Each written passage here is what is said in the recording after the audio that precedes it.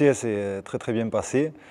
Les joueurs ont été rapidement engagés dans le projet qu'on avait proposé avec le staff, à savoir une épreuve tous les jours pendant 2 semaines. Donc au final, il y a eu 10 épreuves. On trouve que l'engagement a été vraiment total de la part des joueurs, que ce soit sur la préparation avec le nom d'équipe, les signes distinctifs, le cri de guerre, la motivation, etc. Que au sein même des épreuves, diverses et variées, à la fois certaines ludiques, d'autres beaucoup plus physiques. Vu qu'on a un groupe qui est largement remanié, l'idée c'était de créer du lien entre les joueurs, donc puissent se connaître, et donc notamment il y avait des épreuves qui étaient là pour ça, de faire ressortir un peu les qualités de leader, de voir qui c'est qui pouvait prendre les décisions, qui était dans la stratégie, qui était au contraire un peu plus suiveur. Dans chaque groupe, on a pu voir que les nouveaux joueurs se sont rapidement intégrés, on cherchait à s'intégrer dans les groupes. Les anciens joueurs, mais ça, j'en doutais pas, ils ont été au top sur leur engagement, et justement le fait de pouvoir mettre les nouveaux joueurs dans les équipes et au sein des décisions, les incorporer dans le club.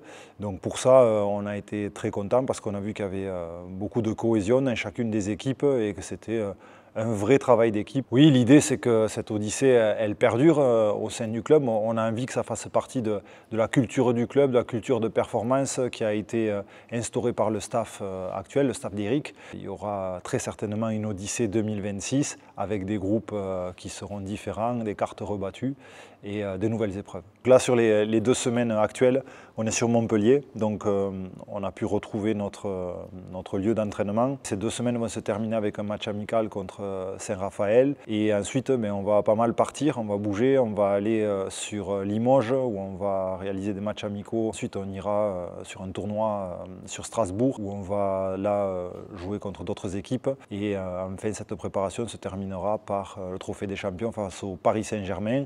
Donc à partir de la fin de la semaine, là c'est vraiment le côté handball qui va reprendre le dessus, avec un travail physique qui sera un peu plus diminué par rapport à ce qu'on a pu voir depuis le début de l'année. Ce qui compte là maintenant, c'est vraiment que les joueurs puissent jouer au hand, faire de l'opposition et puissent s'améliorer en termes d'équipe.